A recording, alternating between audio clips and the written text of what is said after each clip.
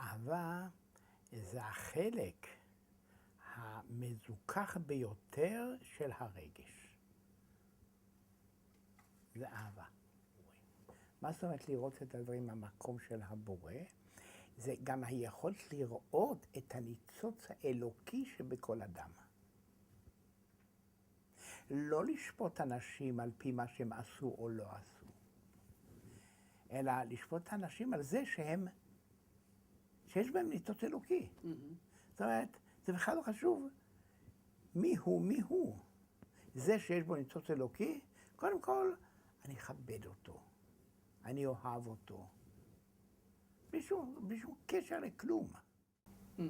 אתה רוצה שמישהו יאהב אותך, תגרום לו לאהוב את עצמו. מיד הוא אוהב אותך.